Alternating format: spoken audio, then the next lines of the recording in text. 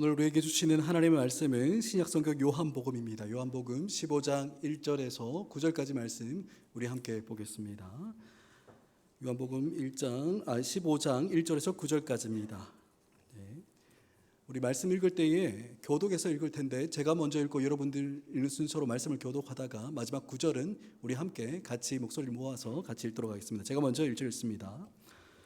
나는 참 포도나무요 내 아버지는 농부라. 물은 내게 붙어 있어 열매를 맺지 아니한 가지는 아버지께서 그것을 제거해 버리시고 물은 열매를 맺는 가지는 더 열매를 맺게 하려 하여 그것을 깨끗하게 하시느니라. 너희는 내가 일러준 말로 이미 깨끗하여졌으니 내 안에 거하라. 나도 너희 안에 거하리라.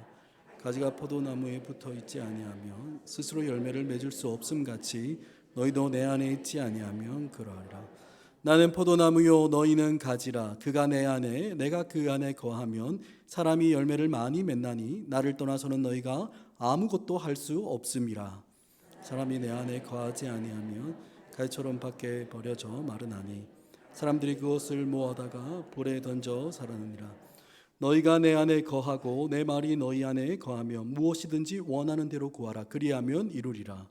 너희가 열매를 많이 맺으면 내 아버지께 영광을 받으실 것이요 너희는 내 자. 우리 함께 읽겠습니다. 아버지께서 나를 사랑하신 것 같이 나도 너희를 사랑하였으니 나의 사랑 안에 거하라. 아멘. 할렐루야. 아멘. 여러분들 만나 뵙게 돼서 너무나 감사하고 반갑습니다. 처음 보시죠? 예, 누군가 싶으실 겁니다. 저는 지금 안산 동산교회에서 교구 사역을 하고 있는 김정헌 목사입니다. 예전에 제가 신대원 신학대학원을 마치고 또 목사 안수 받기 전까지 우리 잘 지도해 주셨던 이 나이석 목사님 대학부에서 함께 사역했었는데, 나이석 목사님 또 섬기시는 이 복음의 빛 동산교회에서 또 말씀을 전할 수 있는 기회를 주셔서 하나님께 너무 감사드리고요. 또 성도님들 만나서 너무 반갑습니다. 오늘 이 시간 우리 함께 하나님 말씀 들을 때 하나님 말씀을 깨닫고 또 이 하나님 말씀을 살아낼 수 있는 성령의 능력으로 덧입는 시간 되길 간절히 소원합니다. 아멘. 어느 날 제가 섬기던 그 교구에 집사님 한 분이 저를 찾아왔습니다. 이 집사님은 아주 열심히 특심하신 분이셨거든요. 아주 열심히 가득 채워 크신 분이셨습니다. 그래서 이 교회뿐만 아니라 이 여러 곳에서 정말 좋은 일들을 많이 섬기시던 그런 분이셨습니다. 평소에는 교회 가면 이분을 항상 볼 수 있었어요. 주일에는 뭐 예배와 또 주일학교 교사로, 또 월요일에는 저희 교회는 월요 중보팀이 있거든요. 월요 중보팀 모임으로, 또 화요일에는 전도 폭발 모임에, 또 수요일에는 낮과 밤에 하는 수요 기도회 모임에, 또 목요일에는 교구 전도대와 또 저녁 시간에 하는 목요 영성 집회, 그리고 금요일에는 셀 모임, 토요일에는 주일 예배 준비, 거의 매일을 이분 보려면 교회에 오면 볼 수 있었습니다. 뿐만 아니라 이 집사님은 교회 밖에서도 아주 적극적으로 활동하셨던 분이셨어요. 평일에는 어떤 NGO 봉사기관에 이렇게 소속되어서 청소년들에게 또 이 진학과 진로, 그리고 꿈과 비전이라는 주제로 무료로 강의도 해주시고 상담까지 하시면서 교회의 안과 밖에서 아주 최선을 다해서 봉사하고 섬기시던 그런 분이셨습니다. 그런데 이 집사님이 어느 날 저에게 찾아와서 이렇게 말씀하는 거예요. 목사님, 저 너무 지쳐서 번아웃 온 것 같아요. 나 좀 쉬고 싶어요. 이렇게 말씀하시는 거, 하소연하시는 거예요. 그리고는 지금까지 자기가 섬기고 있는 모든 일들을 좀 다 내려놓고 싶다, 이렇게 말씀하시는 거였습니다. 그래서 저는 어떻게 할 수 있겠습니까? 그냥 충분한 시간을 들여서 그분의 마음과 이야기를 잘 들은 이후에 그 집사님께 한번 여쭤봤어요. 한번 물어봤습니다. 집사님 왜 이렇게 열심히 봉사도 하고 좋은 일들을 많이 하십니까? 이렇게 물었어요. 그러자 그 집사님이 하시는 말씀이, 목사님 지금 제가 하고 있는 일이 다 나쁜 일은 아니잖아요, 이렇게 말씀하시는 거예요. 반문하시는 거였습니다. 그래서 제가 그 집사님께 다시 여쭈었습니다. 그러면 하나님이 우리 집사님에게 바라시는 것이 무엇인지 한번 생각해 보신 적이 있으신가요? 이렇게 되물었어요. 그러자 그 집사님이 깊이 고민하시면서 목사님, 하나님께 한번 기도해 봐야 되겠다 하시고 집으로 다시 돌아가셨습니다. 사랑하는 여러분, 여러분들은 어떻습니까? 우리를 향한 하나님의 뜻, 우리 각자를 향한, 나 자신을 향한 하나님의 뜻이 무엇인지 한번 생각해 보신 적이 있으신가요? 보통은 우리가 바르게 살고 착하게 사는 것을 하나님 원하신다라고 이렇게 막연하게 이렇게 생각합니다. 그래서 우리 생각에 착하고 바르고 또 좋은 일, 정직한 일이다 이렇게 생각되면 일단 덮어놓고 그 일을 아주 열심히 감당하죠. 하지만 정작 하나님의 뜻이 무엇인지를 하나님으로부터 들으려고 하거나 그것이 무엇인지 분별하려고는 하지 않습니다. 일단 의미가 있고 또 누가 봐도 좋은 일이거나 또 가만히 봤을 때 내가 할 수 있는 일이다 라고 이렇게 생각하면 우리는 무엇이든지 열심히 그 일을 합니다. 물론 이렇게 해서 그 일의 결과가 좋으면 어떻습니까? 은혜를 많이 받아요. 은혜가 충만해집니다. 하나님께서 기뻐하시는 일을 내가 이루었다, 하나님 나를 사용하셨다 이렇게 생각하기도 하고, 그래서 큰 간증거리가 되기도 하죠. 하지만 혹시나 그 일이 가로막히거나 혹은 그 결과가 좋지 못하면 어떻습니까? 우리의 마음이 상하게 되기도 하죠. 그뿐만 아니라 몸과 마음이 다 지쳐서 때로는 하나님과의 거리도 멀어질 때가 종종 있기도 합니다. 하나님의 성도로서 우리는 무언가를 열심히 하려고는 하지만 정작 그 하나님의 뜻이 무엇인지를 알아가는 데는 그렇게 많은 시간을 투자하지는 않는 것 같아요. 물론 우리 하나님은 어떤 분이십니까? 모든 일을 합력해서 선을 이루시는 분이십니다. 믿으시죠? 아멘. 그죠? 하나님은 모든 일을 합력해서 선을 이루시는 분이에요. 하지만 우리가 하나님의 뜻을 분별하지 않고 내 힘과 내 방향으로만 일을 해나갈 때 여러분, 우리는 어떻게 됩니까? 우리 쉽게 탈진해버릴 때도 많고 지쳐버릴 때가 많이 있는 겁니다. 하나님의 뜻은 뜻대로 이루지도 못하고 내 힘은 내 힘대로 다 빠져버리는 일들이 우리 가운데 종종 있는 거예요. 그렇기 때문에 사랑하는 여러분, 성도인 우리가 하나님께서 우리를 향해 어떤 뜻을 가지고 있는지를 아는 것은 너무나 중요한 것입니다. 그분의 뜻을 아는 것, 하나님의 뜻을 아는 것은 곧 하나님을 아는 것이에요. 그래서 우리는 하나님과의 더 깊은 관계, 더 친밀하고 내밀한 그 관계를 맺어가기 위해서 우리를 향한, 나를 향한 하나님의 뜻이 무엇인지를 알아야 하는 겁니다. 여러분, 그렇다면 우리를 향한 하나님의 뜻, 나를 향한 하나님의 뜻, 그것이 무엇이겠습니까? 여러분, 오늘 우리가 읽었던 이 본문의 말씀이 이 주제와 관련된 이야기를 하고 있습니다. 여러분, 먼저 오늘 말씀 1절을 보면 이렇게 이야기합니다. 나는 참 포도나무요 내 아버지는 농부다 라고 이렇게 말씀하시죠. 여러분, 여기에서 나오는 나는 누구입니까? 처음 보는 분인가요? 예수님이십니다. 예수님. 여러분 다 아실 거예요. 예수님이 나는 참 포도나무요, 이게 참 포도나무 대신 예수님이죠. 여러분, 그렇다면 여기에서 내 아버지는 누구겠습니까? 하나님이시죠. 성부 하나님이십니다. 이렇듯 예수님은 자신을 향해서는 포도나무다, 그리고 하나님은 농부이시다라고 이렇게 비유하십니다. 여러분, 그렇다면 포도나무를 심은 농부가 기대하는 바가 무엇이겠습니까? 열매를 기대합니다. 열매. 여러분, 우리 오늘 말씀 2절 말씀을 우리 함께 같이 다시 한 번 더 읽도록 하겠습니다. 2절입니다. 시작. 물은 내게 붙어 있어 열매를 맺지 아니하는 가지는, 그러면 열매를 맺는 가지는 더 열매를 맺게 하려 하여 그것을 깨끗하게 하시느니라. 아멘. 여러분, 포도나무를 심은 농부가 기대하는 바가 무엇이겠습니까? 포도 열매를 기대합니다. 포도 열매. 여러분, 사실 포도나무는 열매 말고는 딱히 기대할 수 있는 게 별로 없어요. 여러분, 포도나무 보신 적 있으신가요? 예, 보신 적 다들 있을 거예요. 그죠? 포도나무의 굵기는 어떻습니까? 아주 가늡니다. 그리고 그 강도는 딱딱하지가 않아요. 아주 무릅니다. 그죠? 그래서 이 포도나무를 가지고 어떤 가구를 만든다든가 의자나 책상 같은 걸 만들다거나 아니면 집을 짓는데 중요한 어떤 이 기둥이나 보처럼 그렇게 사용할 수는 없습니다. 포도나무는. 그러니까 포도나무는 그 자체만을 가지고는 활용할 수 있는 쓰임이 그렇게 많지는 않아요. 그러니 이 포도나무의 가장 중요한 역할은 뭐겠습니까? 열매를 맺는 게 가장 중요한 역할입니다. 그 당시 이스라엘에서도 이 포도나무 자체는 그렇게 딱히 큰 관심이 없었습니다. 그저 그 포도나무에서 열리는 포도 열매를 따서 그것을 직접 먹기도 하고, 그 포도를 잘 말려서 건조해서 건포도를 만들어서 이렇게 먹기도 하고, 또 그 당시에 주된 음료였던 포도주를 만들어서 마시기도 하였습니다. 이처럼 포도나무의 가장 큰 효용이 뭐겠습니까? 열매에 거기에 있다는 겁니다. 그러니까 이 포도나무를 심은 농부가 기대하는 바가 뭐겠습니까? 바로 포도 열매인 겁니다. 그런데 여러분, 오늘 말씀 5절을 보시면 예수님께서 나는 포도나무요 너희는 뭐라고 말씀하시죠? 가지라고 이야기합니다. 그렇다면 농부이신 하나님께서 가지인 우리에게 기대하시는 바가 무엇이겠습니까? 당연히 열매를 기대하는 겁니다. 당연히 열매. 그냥 열매를 맺는 것이 아니라 더 많이, 더 풍성한 열매를 농부이신 하나님께서 우리에게 원하고 계신다는 그 이야기인 거예요. 그렇다면 우리 한번 생각해 볼까요? 농부이신 하나님께서 우리에게 기대하시는 구체적인 열매가 무엇인지.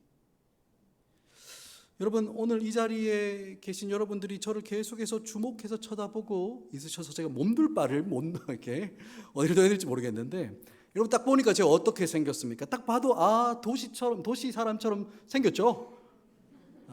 웃으시는 거 보니까 저 말투를 보고 다 알아보실지 모르겠는데, 저 봐도 딱 그래도 도시인처럼 생기지 않았습니까?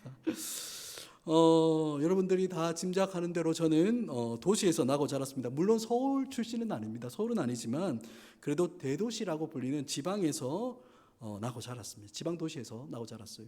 그래서 나무를 보면 잘 몰라요.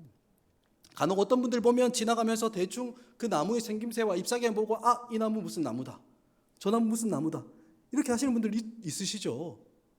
없으신가요? 제 주변에 그런 분들이 많아가지고 그냥 금방금방 아시는 분들이 참 많은데, 저는 도시 출신이라서 나무를 아무리 뚫어지게 봐도 이 나무가 무슨 나무인지 잘 알아채지를 못합니다.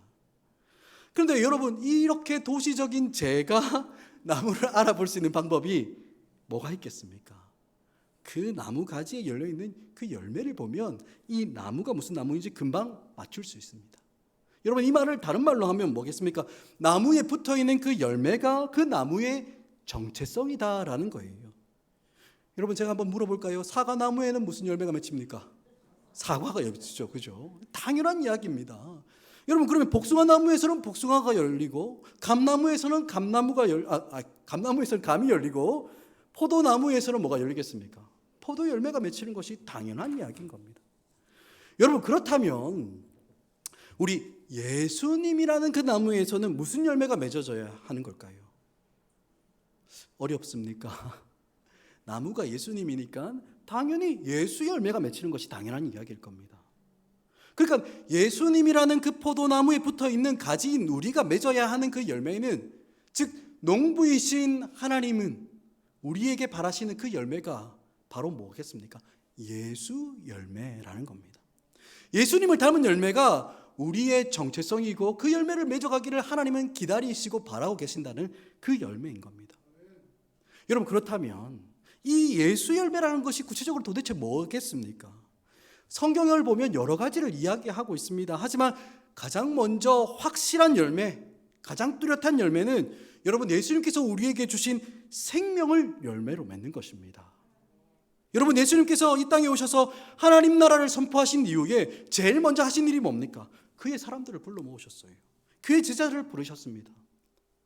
그리고 예수님께서 가는 곳곳마다 하나님 나라를 말씀하시고 그의 표적과 기적을 보여주시면서 무엇 하셨습니까? 사람들을 그의 나라로 불러내셨어요. 그의 사람으로 삼으셨습니다. 뿐만 아니라 여러분, 예수님께서 십자가를 지신 이유가 무엇입니까? 죄와 허물로 죽을 수밖에 없는 우리를 그의 피값으로 사셔서 우리에게 생명을 허락하지 않으셨습니까? 결국 예수님께서 이 땅에 계시면서 하셨던 그 일이 바로 영혼을 구원하는 일이고, 하나님께로 그 영혼들을 나아가도록 하는 그 일을 하셨던 거예요. 여러분, 그렇다면 예수님께 붙어있는 가지인 우리가 맺어야 되는 그 열매가 무엇이겠습니까? 다른 것이 아니라 우리 주변에 있는 다른 영혼들을 섬기면서 우리에게 주신 그 영원한 그 생명을 그들도 얻게 하는 그 일들을 하나님 기대하시는 거예요. 여러분, 우리가 마지막 날에 주님 앞에 드려야 하는 그 열매는 우리를 통해서 주님을 만난 그 영혼들입니다. 우리를 통해 주님을 만난 그 사람들이 바로 하나님께서 받으시는 너무나 값지고 귀한 열매라는 거예요. 여러분, 제가 알기로 이번 주, 오는 주 토요일이죠. 토요일에 마을 케이크 있는 걸로 알고 있습니다. 그죠? 농부이신 하나님께서 이 일을 너무너무 기뻐하실 것이라고 저는 확신합니다. 왜 그럴까요? 성도인 우리가 맺어야 하는 열매 중에 가장 귀한 것 중에 하나가 바로 영혼 구원의 열매이기 때문에 그렇습니다. 그리고 또 우리가 맺어야 하는 또 다른 열매들도 있습니다. 우리의 연약함과 우리의 부족함에도 불구하고 우리 안에 내주하시는 성령님께서 만들어내시는 성령의 열매. 다들 알고 계시죠? 성령의 열매 어떻게 시작하죠? 사랑, 희락, 화평, 오래 참음, 자비, 양선, 충성, 온유, 그리고 절제. 뭡니까? 예수님 닮은 거죠. 예수님 닮은 우리의 인격과 성품의 그 열매를 하나님은 기대하시는 겁니다. 여러분, 이 세상은 외모로 사람을 평가합니다. 하지만 하나님은 무엇을 보시는 겁니까?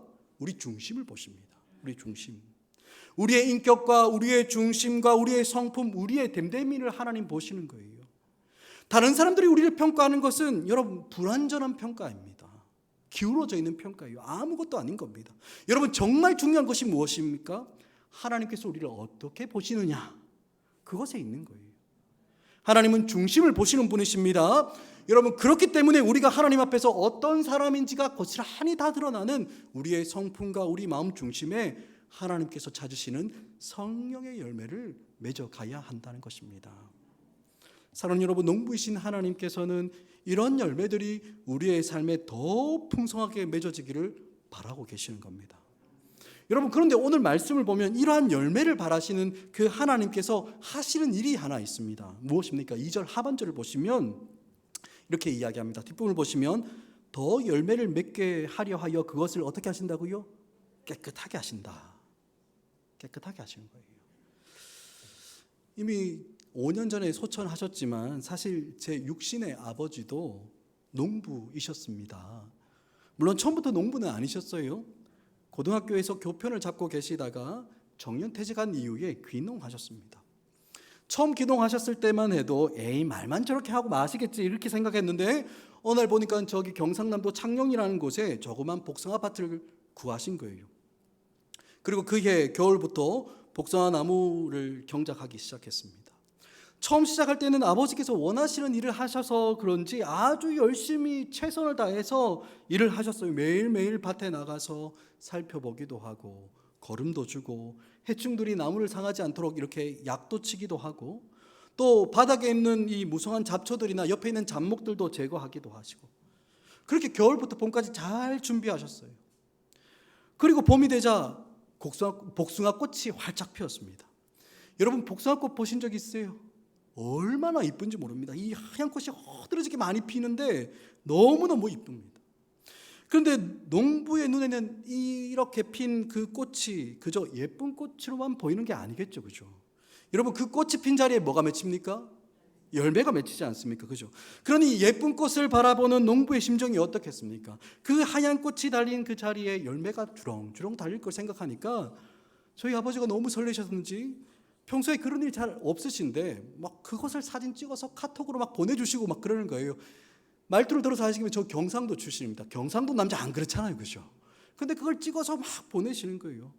그런 아버지를 보면서 열매를 바라는 농부의 마음은 이런 거구나라고 알 수 있었습니다. 너무너무 좋아하셨어요. 여러분, 그런데 그해 경작이 어떻게 되었을까요? 잘 되었을까요? 안 되었을까요? 저 잘 됐으면 이런 이야기 안 하겠죠. 완전 실패했습니다. 물론 복숭아 열매는 너무 많이 맺혔어요. 그런데 좋은 열매, 상품이 될 만한 열매, 크고 먹음직스럽고 탐스러운 열매는 거의 없고 상품성이 전혀 없는 자잘한 열매들만 한가득 맺혔습니다. 그래서 첫 해에는 재미를 거의 못 보셨어요. 그래서 왜 이런 열매들만, 왜 자잘한 것들만 열릴까, 이렇게 많을까, 그 원인을 좀 파악해 보니까 다른 게 아니었습니다. 가지치기를 안 해서 그렇게 되었다는 거예요. 처음이니까 모르신 거예요. 꽃이 피고 그 자리에 열매가 맺힌다는 것만 알았지 그 열매가 어떻게 될지는 그 이후에야 알게 된 겁니다. 그래서 그 다음 해부터는 열심히 가지치기를 하는 모습을 볼 수 있었습니다. 사랑하는 여러분, 좋은 열매를 바라는 농부는 가지치기를 합니다. 오늘 말씀 2절에 나오는 깨끗하게 하다라는 이 말이 바로 이 가지치기를 이야기하는 겁니다. 나무의 열매를 풍성하게 맺게 하는 제일 중요한 방법 중에 하나는 가지치기입니다. 겨울에는 마르고 시든 가지를 잘라내야 돼요. 또 봄에는 무성하고 쓸데없이 자라있는 그 가지들을 다 다듬어야 합니다. 그냥 나무를 내버려 두면 어떻습니까? 물론 열매는 맺히기는 합니다. 그런데 농부가 그렇게 원하고 바라는 튼튼하고 풍성한 열매, 좋은 열매, 그런 열매는 가지치기와 다듬기를 하지 않으면 절대로 맺을 수가 없는 겁니다.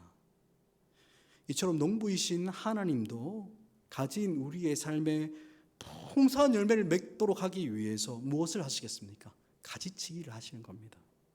때로는 이 가지치기가 너무나 아프고 고통스럽게 다가올 때도 있습니다. 하지만 하나님은 우리가 좋은 열매를 많이 맺도록 하기 위해서 가지치기를 하시는 거예요. 여러분, 우리에게 찾아오는 시련과 고난이 왜 있습니까? 하나님께서 우리에게 연단을 주시는 그 이유가 무엇이겠어요? 우리를 깨끗하게 다듬어 가시는 겁니다. 왜? 우리를 깨끗하게 하시고 더 많은 열매, 더 좋은 열매, 더 풍성한 열매를 맺도록 원하시는 겁니다. 사랑하는 여러분, 하나님은 우리를 사랑하십니다. 믿으십니까? 아멘. 하나님 우리를 너무 사랑하세요. 하지만 때로는 우리가 느끼기에 너무나 고통스럽고 아파할 만큼 가지치기를 하시며 우리로 깨끗하게 하실 때가 있는 겁니다. 왜 그렇습니까? 우리의 삶에 농부이신 하나님께서 그토록 기다리시는 그 좋은 열매를 많이 맺도록 우리의 성품과 그 믿음과 또 하나님을 섬기는 그 일에 있어서 정말 많은 열매가 맺어지도록 우리에게 가지치기를 하시는 거예요. 때로는 아픔과 눈물이 있지만 이 가지치기를 한 이후에는 우리는 더욱더 아름답고 좋은 열매를 많이 맺게 되는 것입니다. 사랑하는 여러분, 농부이신 우리 하나님께서는 우리를 깨끗하게 하셔서 좋은 열매를 풍성하게 맺기를 기대하십니다. 여러분, 그렇다면 하나님은 그것을 기대하시는데 그렇다면 이제 우리는 어떻게 해야 되는 걸까요? 어떻게 하면 농부이신 하나님께서 그토록 기대하시는 좋은 열매를 우리의 삶에서 풍성하게 맺을 수 있겠습니까? 아버지가 살아 계셨을 때 저는 복숭아 수확철에 이렇게 쉬는 날이 있으면 아이들과 함께 한 번씩 아버지가 경작하시는 복숭아 밭에 가서 일을 도왔습니다. 그런데 복숭아 나무 밑에 이렇게 보면 처음에는 볼 수 없었던 그 가지치기한 흔적들을 많이 볼 수 있었어요. 보통은 가지치기 한 것들을 이렇게 다 거두어서 버리시는데 미처 정리되지 않는 가지들이 나무 밑에 흩어져 있는 것들을 쉽게 볼 수 있었습니다. 그런데 그렇게 나무 밑에 흩어져 있는 가지들을 보면서 깨달을 수 있는 것이 하나 있었습니다. 그것은 나무에서 떨어져 있는 가지는 절대로 열매가 나지 않는다라는 사실입니다. 물론 땅에 떨어져 흩어져 있는 가지에도 아마 꽃은 피었을 거예요. 또 무성한 푸른 잎사귀도 많이 달렸었던 그때가 있었을 겁니다. 하지만 아무리 많은 꽃을 피운다 하더라도, 아무리 많은 잎사귀가 달려 있었다 할지라도 땅바닥에서 뒹굴고 있는 그 가지는, 즉 나무에서 떨어져 있는 그 가지에는 열매가 하나도 맺히지 않는다라는 겁니다. 사랑하는 여러분, 나무에서 떨어진 가지는 농부가 원하는 열매를 결단코 맺을 수 없습니다. 여러분, 그래서 오늘 말씀에서도 이렇게 이야기하고 있는 겁니다. 여러분, 우리 함께 4절과 5절 말씀 같이 한번 이어서 같이 읽겠습니다. 4절 5절 이어서 읽습니다. 시작. 내 안에 거하라, 나도 너희 안에 거하리라.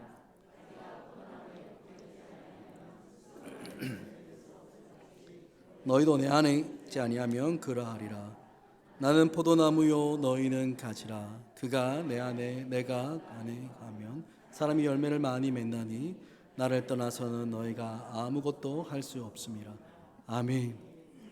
사랑하는 여러분, 열매 맺는 가지는 어떤 가지입니까? 나무에 붙어 있는 가지입니다. 나무를 떠나서는 아무것도 할 수 없어요.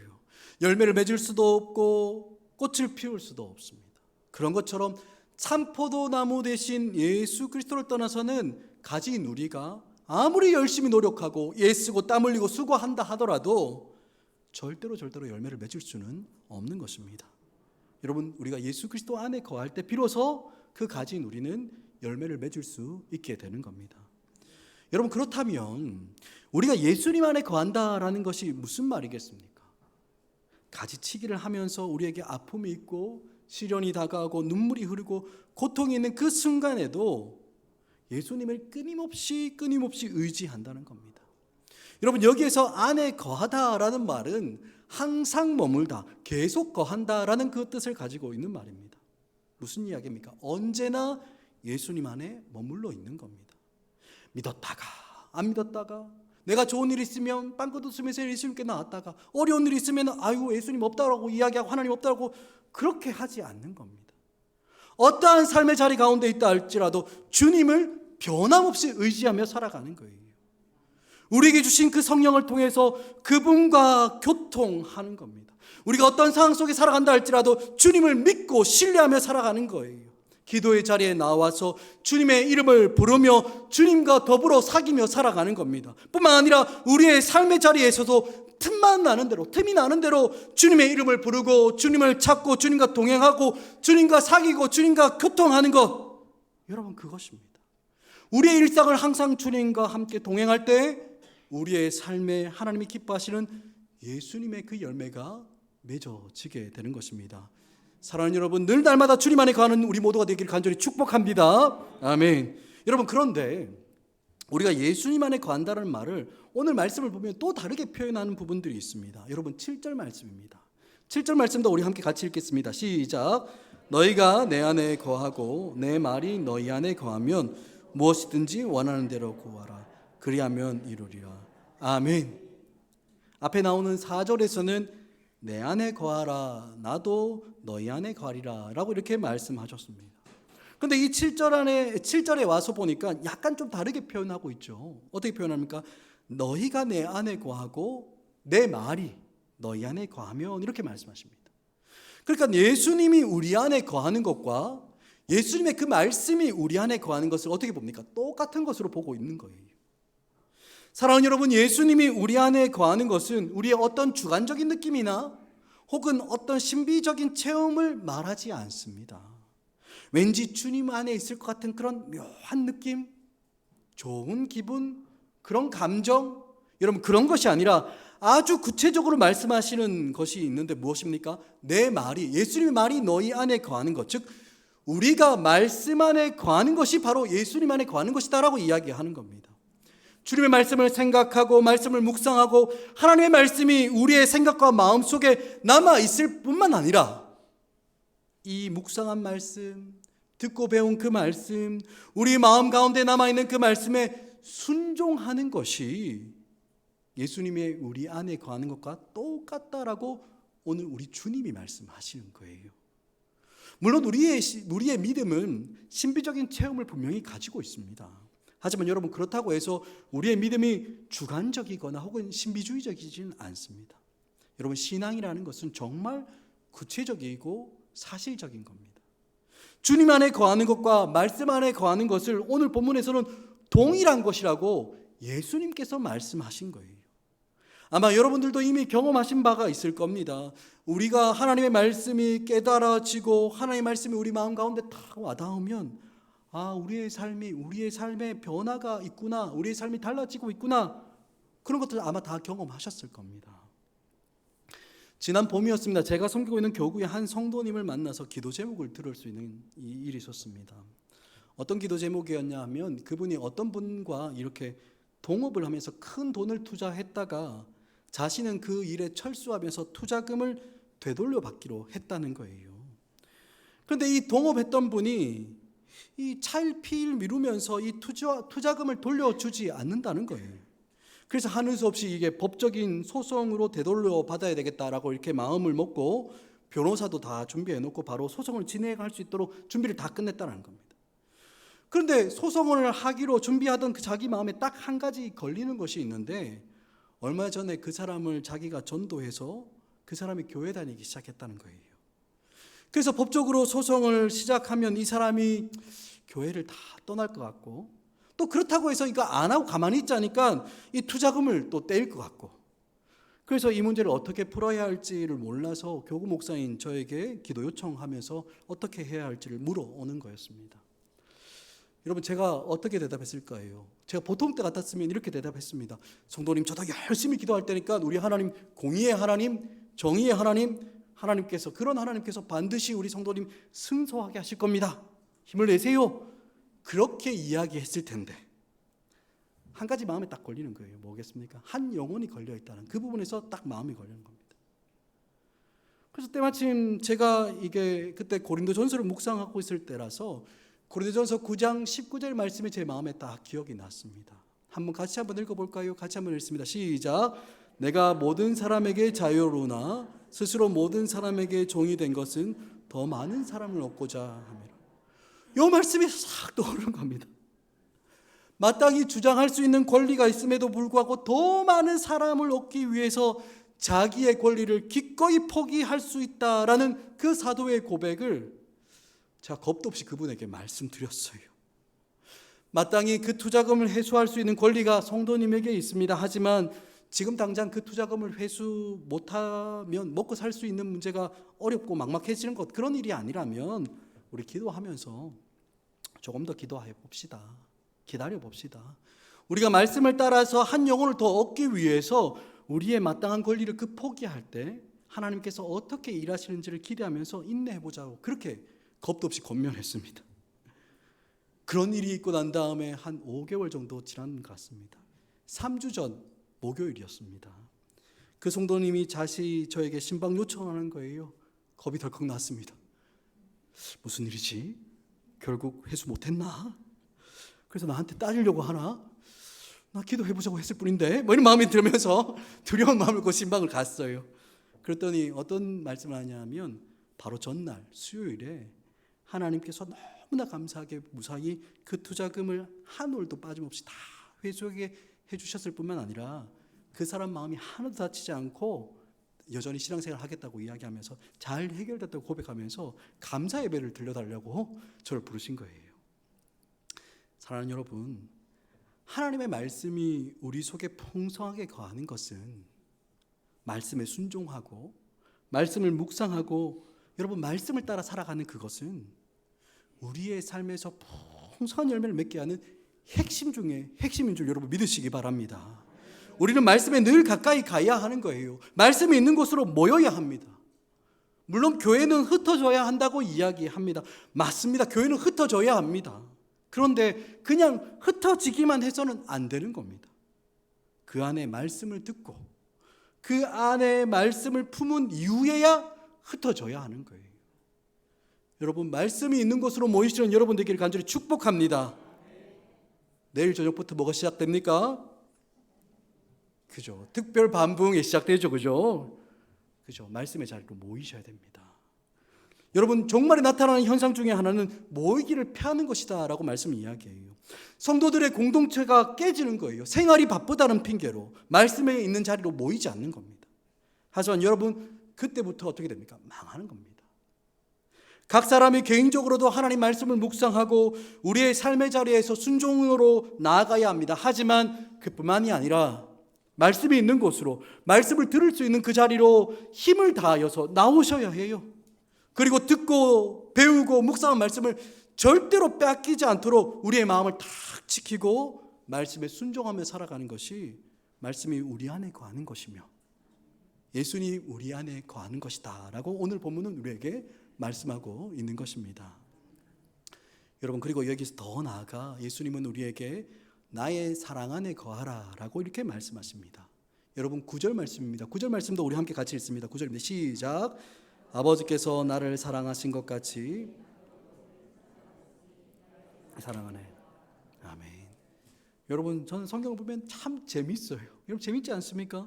예수님께서 4절에서는 나의 안에 거하라 라고 말씀하셨고 또 좀 전에 봤던 7절에서는 너희가 내 안에 내 말이 너희 안에 거하면 이라고 이렇게 말씀하셔놓고 이 9절에 와서는 우리가 예수님 안에 거하는 것을 어떻게 말씀하십니까? 나의 사랑 안에 거하라 라고 이렇게 말씀하십니다. 그러니까 우리가 예수님 안에 거하는 것이 예수님 말씀 안에 거하는 것이고 또 말씀이 내 안에 거하는 것이 바로 주님의 그 사랑 안에 거하는 것이다 라고 이렇게 말씀하고 있는 겁니다.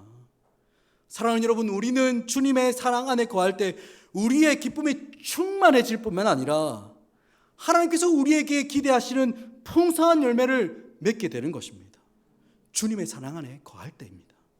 우리의 사랑 아니에요. 나의 사랑이 아닙니다. 주님의 사랑 아닙니다.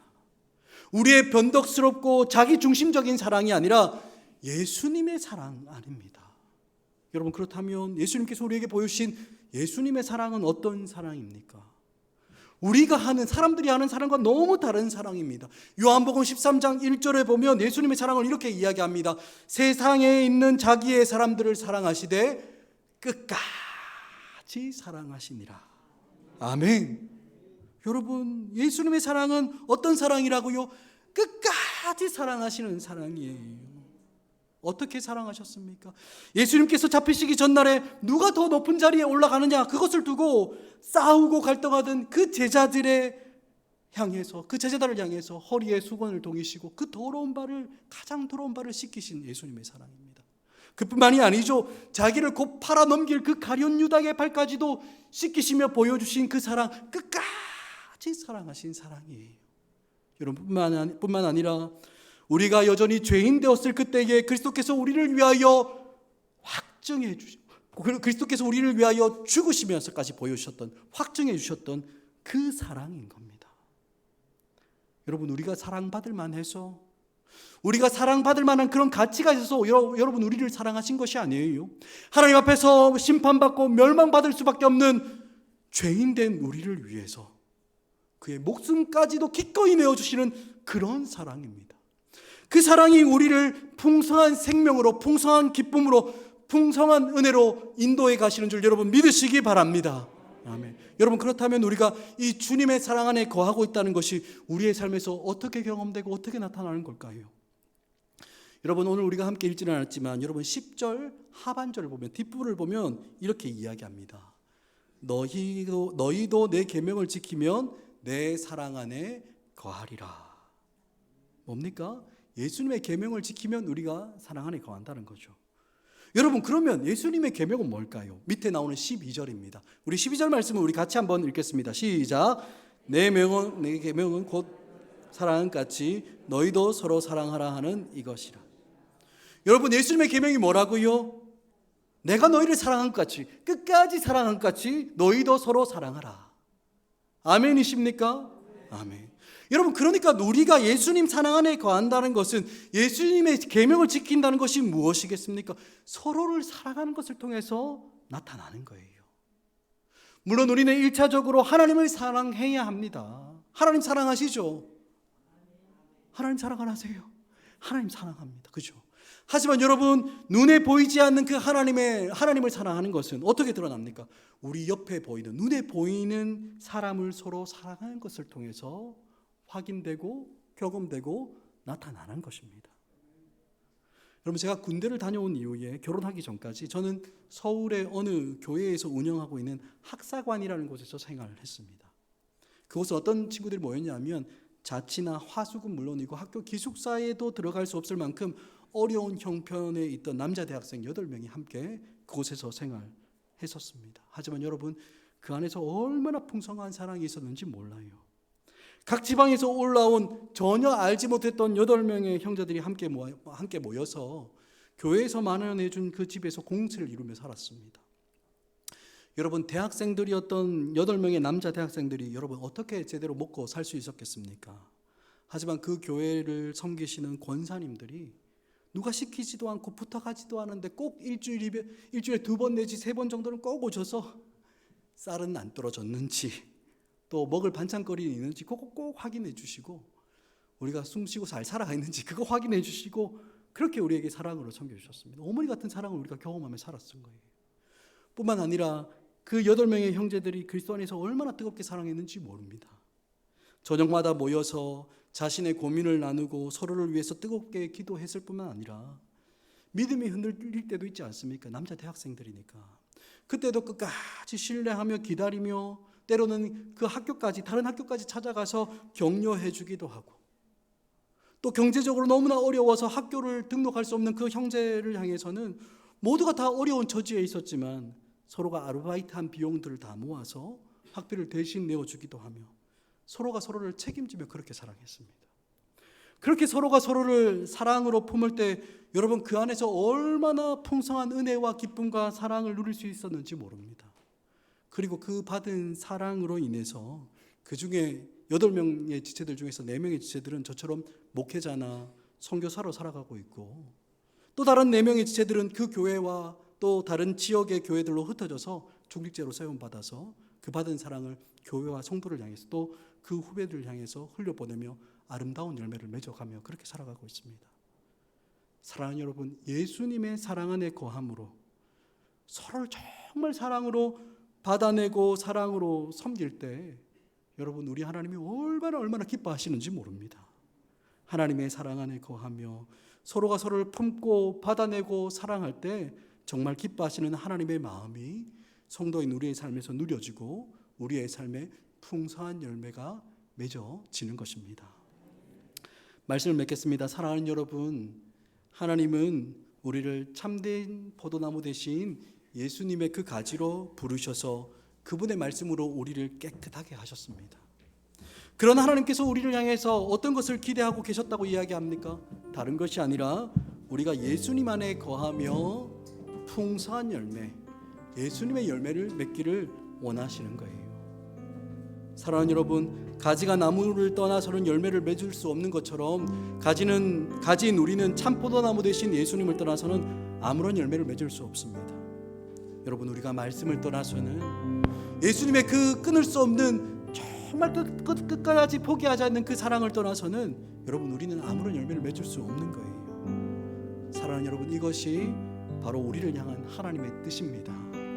바라기는 우리가 예수님 안에 거하고 예수님의 말씀 안에 거하고 예수님의 그 사랑 안에 거함으로 예수님의 그 열매를 많이 맺는 삶, 그 영광스러운 풍성한 삶을 날마다 살아가는 우리 모두가 되길 간절히 축복합니다. 아멘. 오늘 우리 주신 말씀을 기억하면서 우리 기도했으면 좋겠는데요, 정말 오늘 말씀을 통해서 농부시는 하나님께서 우리에게 열매 맺기를 원한다고 했는데, 주님, 우리의 삶 가운데 예수님의 열매, 생명의 열매, 예수님을 닮아가는 그 열매가 맺어지게 하여 주옵소서. 하나님, 예수님 안에 거하게 하여 주시고 예수님 말씀 안에 거하게 하시고 예수님 사랑 안에 거함으로 영원 구원의 그 생명의 열매와 성령의 열매가 우리의 삶 가운데 풍성하게 나타나게 하여 주옵소서. 이 시간 우리 주신 마음을 가지고 하나님 주신 말씀을 붙잡고 기도할 때 주의 이름 간절히 한번 부르짖고 기도하며 나가도록 하겠습니다. 주의 이름 찾습니다. 주여.